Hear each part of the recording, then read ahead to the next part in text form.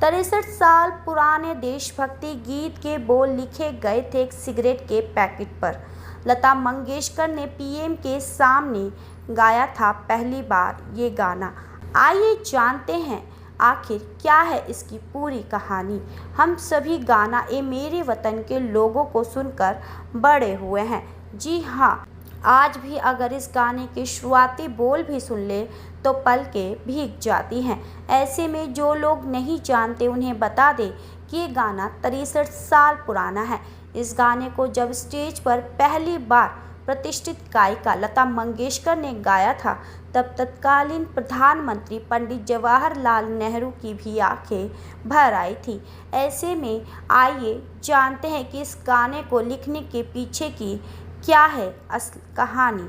जी हाँ, गाना ए मेरे वतन के लोगों को पहली बार दिल्ली के नेशनल स्टेडियम में हुए गणतंत्र दिवस के एक कार्यक्रम में अपनी मधुर आवाज़ में लता मंगेशकर ने गाया था।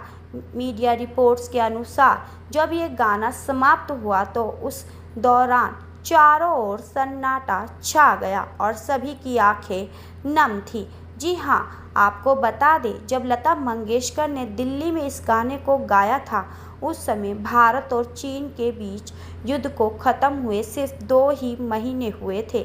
स्टेडियम में प्रधानमंत्री पंडित जवाहरलाल नेहरू के साथ साथ तत्कालीन राष्ट्रपति एस राधाकृष्णन भी मौजूद थे और बताया ये भी जाता है जब लता मंगेशकर जी स्टेज पर चढ़ी तो गाना गाने के दौरान उनका गला भी भर आया था और उनकी आवाज़ स्टेडियम में चारों ओर गूंज रही थी, जिसके बाद हर किसी की आंखें भी नम थी। जी हाँ, ये तो हम सभी जानते हैं कि इस गाने को लता मंगेशकर ने गाया था, लेकिन कम लोग जानते हैं कि गाने के बोल आखिर किसने लिखे।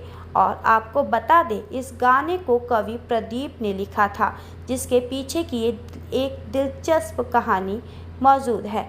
दरअसल उस समय भारत चीन युद्ध चल रहा था और लगातार मारे गए भारतीय सैनिकों की खबरें भी आ रही थी।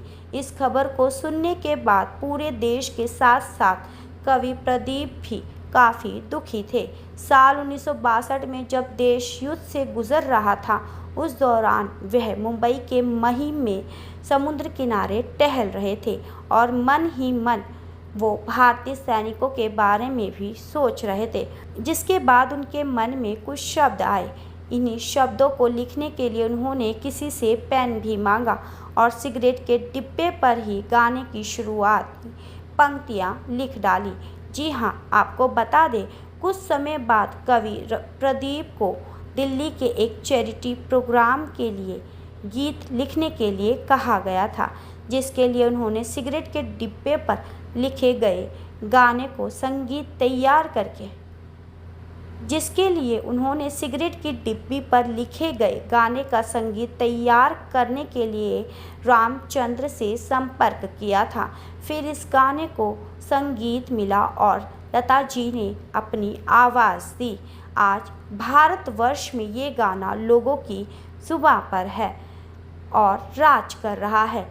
और सबसे प्रसिद्ध बात यह है कि देशभक्ति गाने के रूप में भी इस गाने को जाना जाता है। मैं अर्चना सिंघल, हमारे साथ तमाम खबरों के लिए बने रहें। धन्यवाद।